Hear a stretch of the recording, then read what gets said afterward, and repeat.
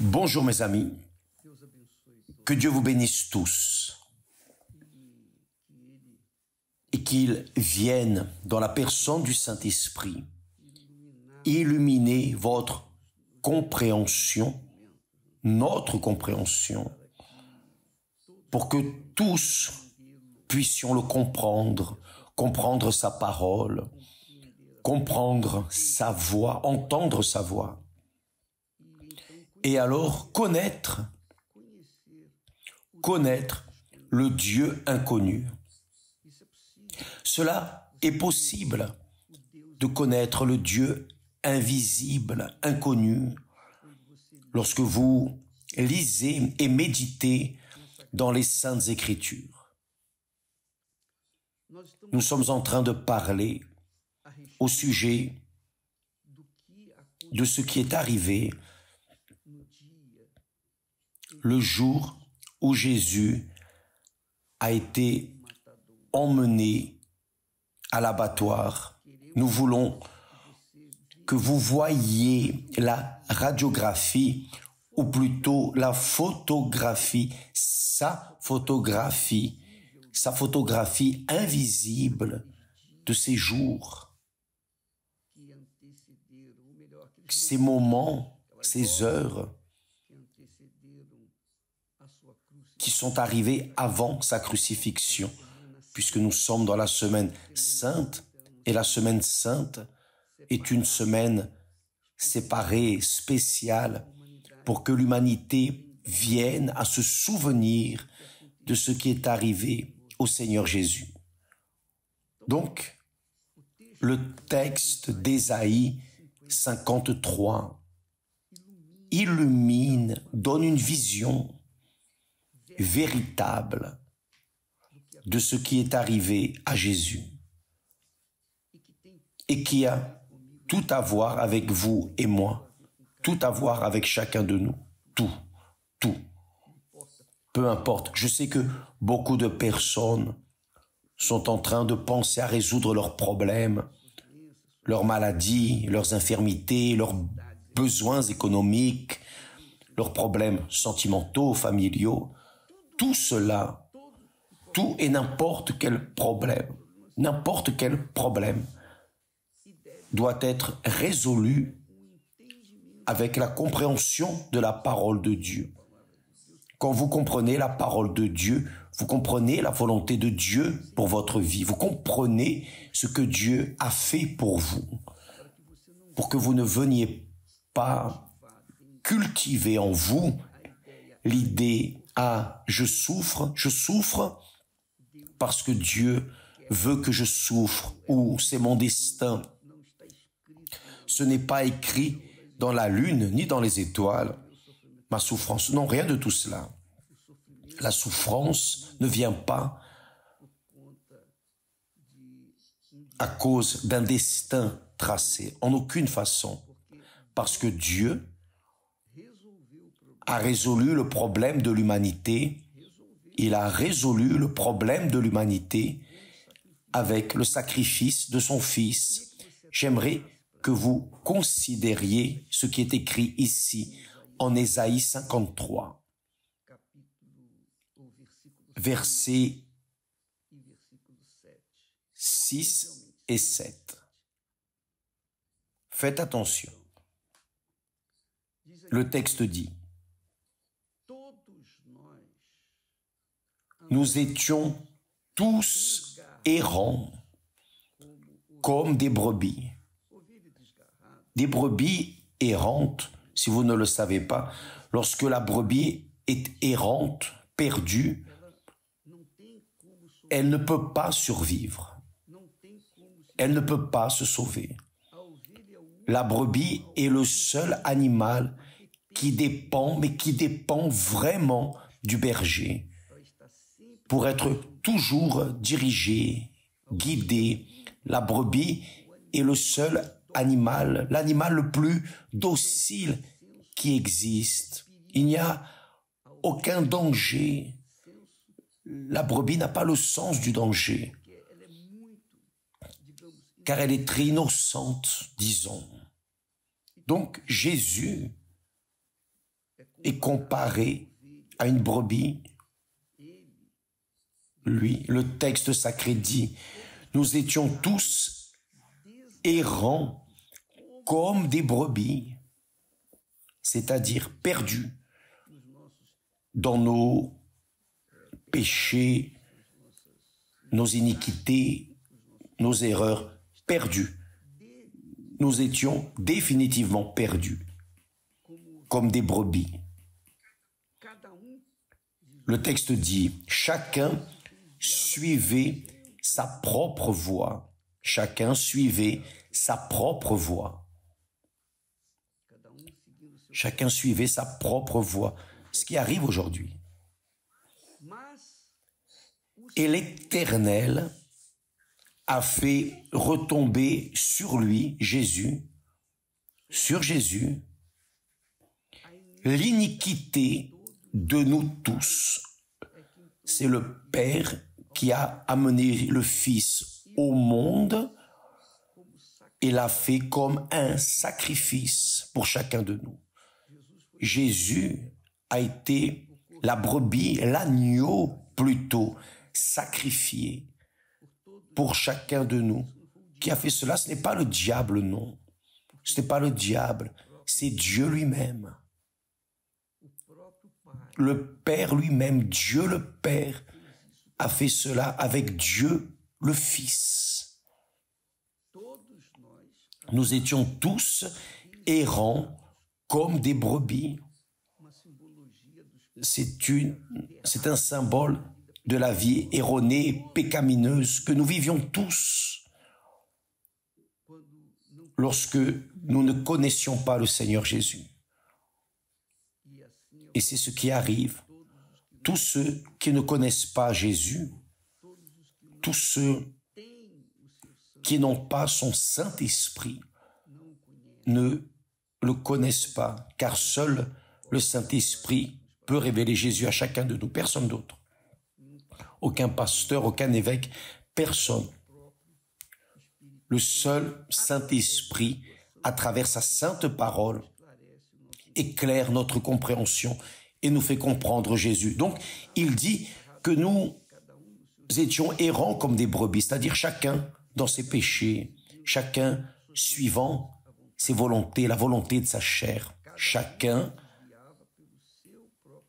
suivait sa propre voie. Qu'est-ce que Dieu a fait? Le Père a fait retomber la culpabilité. Le Père a pris l'iniquité, la culpabilité de chacun d'entre nous, de toute l'humanité, passée, présente, future, depuis Adam et Ève. Il a pris le péché de nous tous, les maladies, les infirmités. Vous qui êtes là, malade, infirme, souffrant d'une infirmité, il a pris tout cela, tout ce qui n'est pas bon, tout ce que nous souffrons, tout ce qui nous fait souffrir, maladie, infirmité, faim, misère, problèmes familiaux, problèmes sentimentaux, tout et n'importe quel problème. Le texte dit, l'Éternel, le Père, a fait retomber sur lui, sur cet agneau qui était Jésus, qui est Jésus, l'iniquité de nous tous. Voyez, il a été, en parlant de Jésus, il a été maltraité et opprimé, maltraité et opprimé, et il n'a point ouvert la bouche. Et il n'a point ouvert la bouche. Semblable à un agneau qu'on mène à la boucherie, à une brebis muette devant ceux qui l'attendent. Il n'a point ouvert la bouche. C'est intéressant. Ce qui attire beaucoup l'attention, le texte qui dit qu'il n'a pas ouvert la bouche. Dans le même verset, le verset 7, il est dit 2 fois qu'il n'a pas ouvert la bouche. Et là, ça a attiré mon attention, le fait que n'importe qui d'entre nous, lorsque nous souffrons, la première chose que nous faisons, c'est d'ouvrir la bouche et de commencer à se plaindre. Oui ou non, ce n'est pas ainsi? Bien. Jésus n'a pas ouvert la bouche. Il est resté en silence. Il a gémi en silence. Il a souffert en silence. Et pourquoi? C'est la question. Pourquoi n'a-t-il pas ouvert la bouche, ni même pour dire « aïe » ? Pourquoi? Parce qu'il était, en ce moment, en train d'accomplir sa mission, son rôle. Comme agneau, il était là précisément en train de mourir pour toutes les personnes dans le monde entier, du monde entier, passé, présent et futur. Il est mort pour l'âme de toutes les personnes. Il est mort pour toutes les âmes. Il n'a pas ouvert la bouche, il ne s'est pas plaint, il ne s'est pas lamenté, ni même a dit « aïe ». Vous savez pourquoi? Parce qu'il ne voulait pas que quelqu'un pense que sa souffrance était due au diable. Ce n'est pas le diable, non, qui faisait cela avec lui. Non. Ce n'est pas l'œuvre de Satan. Non. Le diable n'avait pas et n'a pas le pouvoir de faire cela. Pour faire ce qui a été fait avec Jésus. Il a pris nos maladies, nos infirmités. Il a pris votre maladie, saviez-vous cela? Il a déjà guéri cette infirmité. Jésus a porté cette infirmité. Saviez-vous cela? Et là, vous dites, évêque, s'il a porté, s'il a déjà pris mes maladies, cette maladie que j'ai, alors je suis guéri. C'est cela même, vous êtes guéri. Mais comment est-ce que je sens des douleurs? Le médecin a découvert que je suis malade. Les examens disent que je suis malade. Vous êtes infirme ou malade parce que vous n'avez pas encore cru que Jésus a déjà pris cette malédiction de maladie sur la croix du Calvaire. De la même manière que Jésus a porté nos péchés sur la croix, il a aussi pris les maladies et les infirmités. Maintenant, c'est une question d'accepter ou de croire de toutes vos forces que ce qui est écrit a déjà été réalisé, qu'il a déjà pris cette maladie. C'est tout. Il a pris votre péché, mon péché, nos péchés, et les a portés au calvaire. Ne croyons-nous pas en cela? Nous croyons, j'ai la certitude de cela. Pareillement qu'il a pris nos péchés sur la croix, il a aussi pris les maladies et infirmités. Donc, s'il a pris nos maladies et nos infirmités, nous n'avons pas à souffrir. Et pourquoi est-ce que nous souffrons? Parce que nous ne croyons pas. Nous ne croyons pas ainsi. Ça, c'est le problème. La personne, nous avons des facilités pour croire qu'il a porté nos péchés, mais nous avons une difficulté à croire qu'il a porté nos infirmités. Quand nous mettons la même foi que nous mettons dans le sacrifice pour nos péchés, là nous croyons 100%. Je suis libre de mes péchés, de mon passé. Je suis libre. Lorsque nous mettons cette même foi qu'il a porté nos iniquités, nos péchés et aussi nos maladies et infirmités, alors nous sommes libres aussi bien des péchés que des maladies et des infirmités.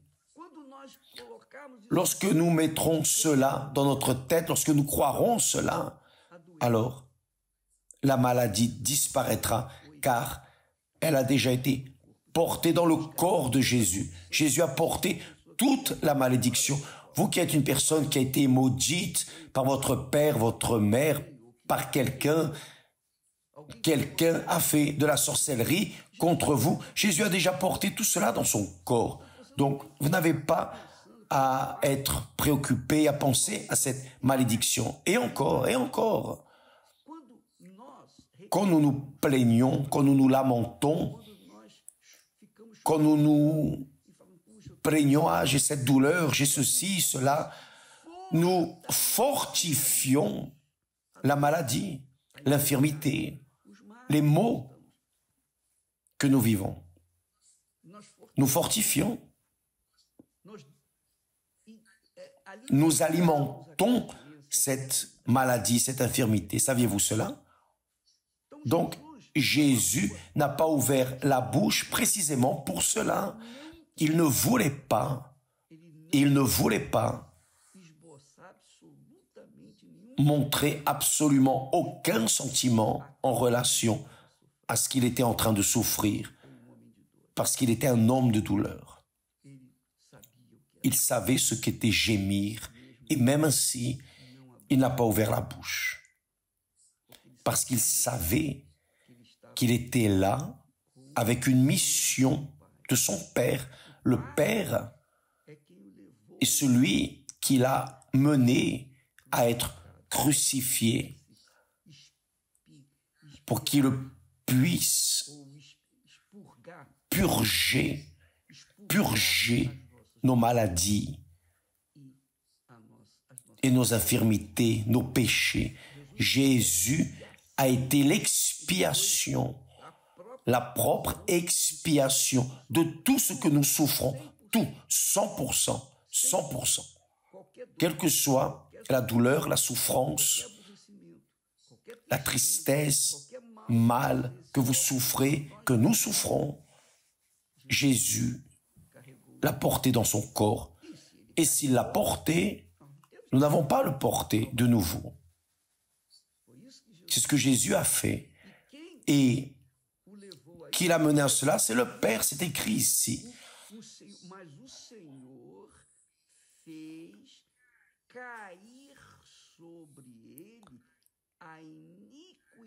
L'Éternel a fait tomber sur lui toute notre iniquité.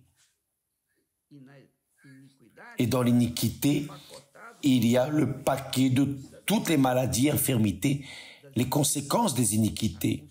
La conséquence du péché, c'est la maladie, la mort, l'infirmité, la malédiction. Par exemple, la personne utilise des drogues, c'est un péché. Elle est viciée dans la drogue, c'est un péché, n'est-ce pas? Bien, les drogues vont mener la personne, parfois, à la mort subite. Parfois, elle meurt d'overdose à cause de son iniquité. C'est son iniquité qui le mène à la mort. Donc, Jésus a souffert tout ce qu'il a souffert. Il a porté dans son corps tout ce que nous souffrons dans ce monde et n'a pas ouvert la bouche. Et parfois, nous avons un petit mal de ventre et nous commençons à nous plaindre. Oui ou non? Mes amis,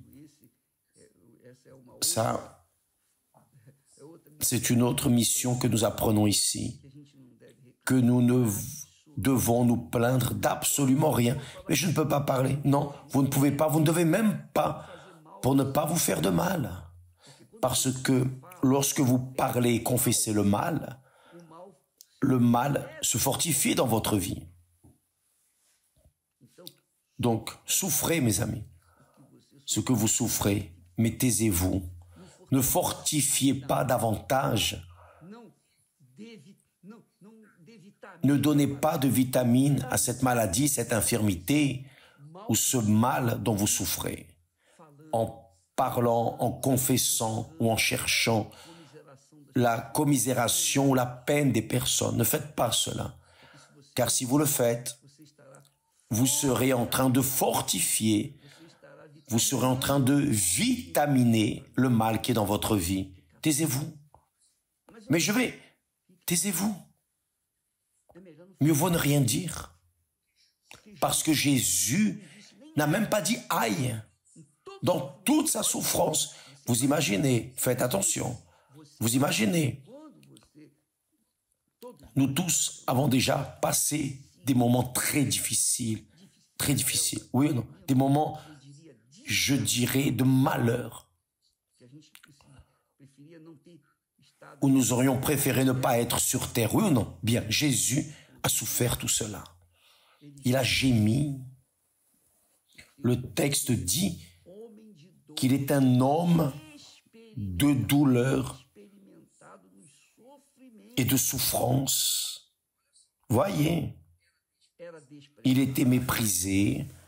Verset 3, méprisé et abandonné des hommes. Avez-vous déjà pensé ce qu'est être méprisé, abandonné de la société, méprisé et abandonné des hommes, homme de douleur et habitué à la souffrance, semblable à celui dont on détourne le visage, nous l'avons dédaigné. Nous n'avons fait de lui aucun cas. C'est la réalité.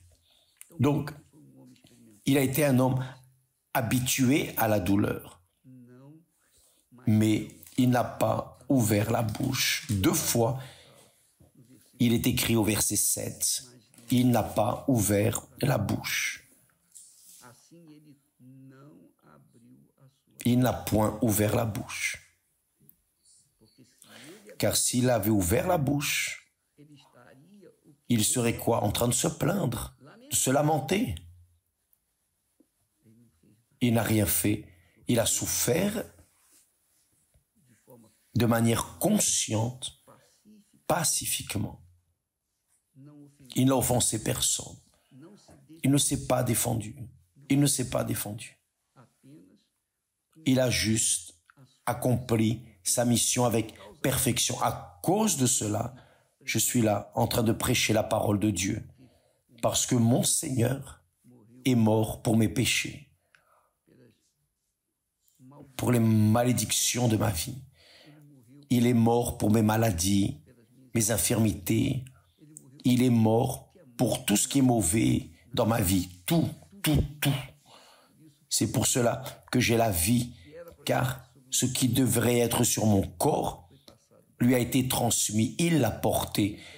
Il a porté à la sépulture. C'est la même chose pour vous.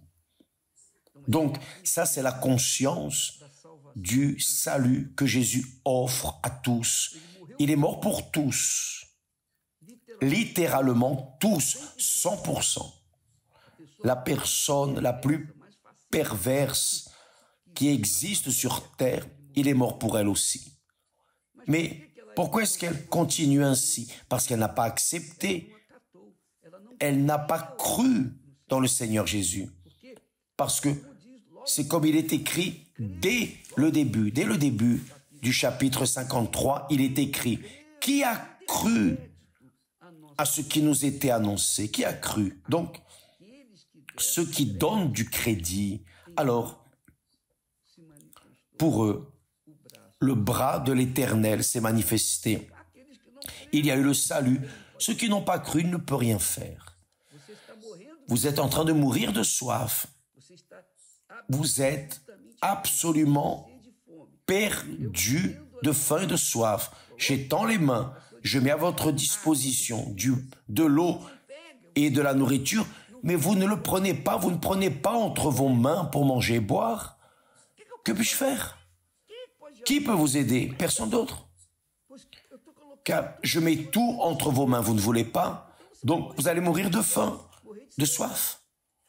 C'est ainsi que Dieu a fait pour nous.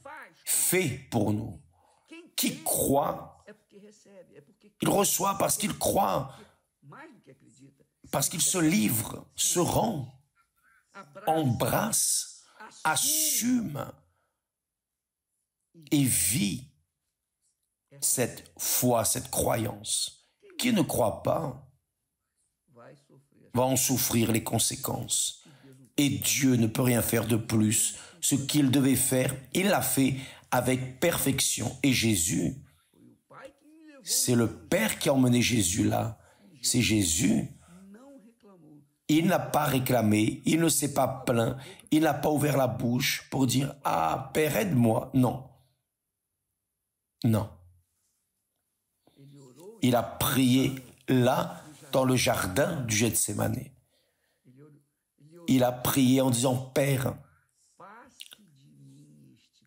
éloigne de moi cette coupe ». La coupe qu'il allait boire était terriblement amère. 3 fois, Jésus a prié en ces mots. Cependant, que ce ne soit pas ma volonté, mais ta volonté.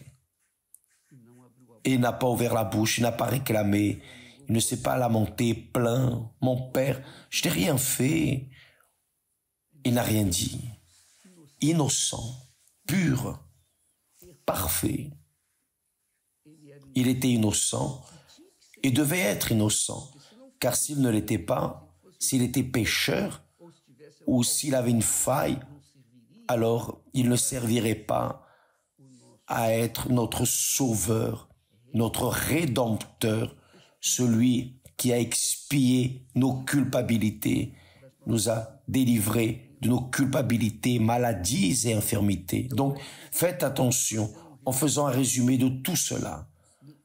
Dans le sacrifice du Seigneur Jésus, il est mort pour mes péchés. Je crois en cela, donc je suis pardonné. Mais il est aussi mort pour mes maladies et infirmités. Si je crois, comme je crois pour le pardon de mes péchés, personne n'a besoin de prier pour moi. Le simple fait de lire ce texte, je suis déjà guéri. Je crois, point, je crois, point. J'assume cela. Ça, c'est la foi. Ça, c'est la foi qui prend possession, nous fait prendre possession du royaume des cieux. Que Dieu vous bénisse. Nous allons, je pense que demain, nous allons parler plus à ce sujet. Cela est l'œuvre du Saint-Esprit. Seul le Saint-Esprit pourrait faire et peut faire cela.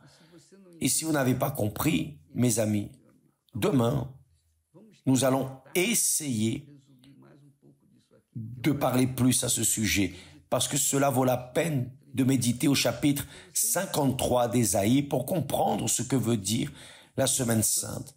La semaine sainte, c'est la semaine séparée de toutes les autres semaines. Toutes les autres semaines, elle est une semaine séparée. Jésus a été séparé dans cette semaine pour monter sur l'autel du sacrifice et donner sa vie pour votre vie, vos enfants, vos êtres chers, mari, épouse, enfin, toute la famille, pour toute l'humanité. Que Dieu vous bénisse et à demain. Ce mercredi,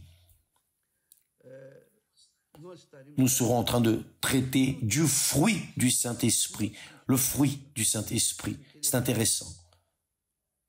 Le fruit du Saint-Esprit, ce ne sont pas les fruits. Le fruit du Saint-Esprit, le fruit du Saint-Esprit est un seul. Et vous allez savoir pourquoi. Que Dieu vous bénisse et à demain au nom du Seigneur Jésus. Amen.